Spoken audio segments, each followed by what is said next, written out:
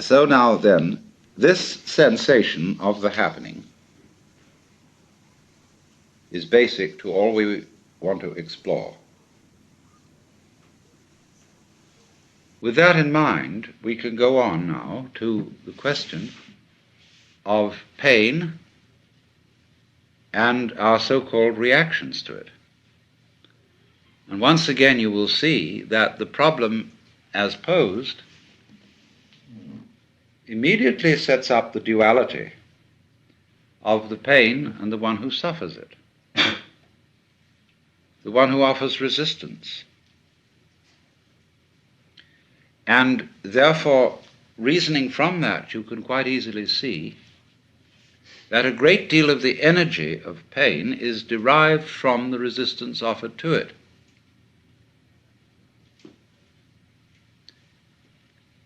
And that resistance takes very many forms,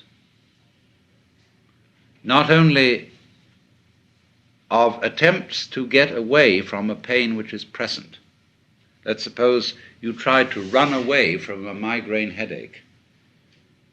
As you carry it with you, you can't get away from it, and it seems to be absolutely in the middle of everything that you are. So that however much you thresh and resist, the pain goes with the threshing. Other forms of pain are problematic to a large extent because of our prior anxiety about them and because of the valuations that we put on them. And we may as well start from that point. And what we very largely dislike about people in pain is the noise they make. When I challenged R.H. Blythe and said, "You're a vegetarian, but don't you realize that plants have feelings?" He said, "Yes, I do, but they don't scream so loudly." And so, say in a hospital or any place like that, it is taboo to scream, because you must understand that hospitals and any institution of that kind is run for the convenience of the staff. All institutions are.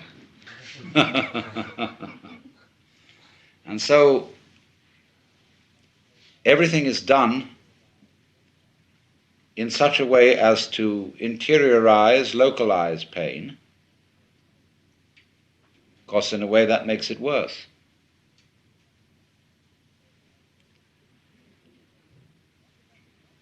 So we have a big, big social problem, fundamental, right from the beginning, about our reaction to anything painful. And these are very odd things. Let's take, for example, when a child has eaten something that doesn't agree with it and it vomits. Now, you well know that when you've got a bad stomach, that vomiting is a very pleasant release from that. But because when Mama sees the vomit, or somebody else does, they say, "Ugh," you are taught that doing it is socially unacceptable, and therefore people suppress vomiting and learn from their parents that it's nasty, just as they learn that excrement is nasty, and just as they learn to worry about disease and death.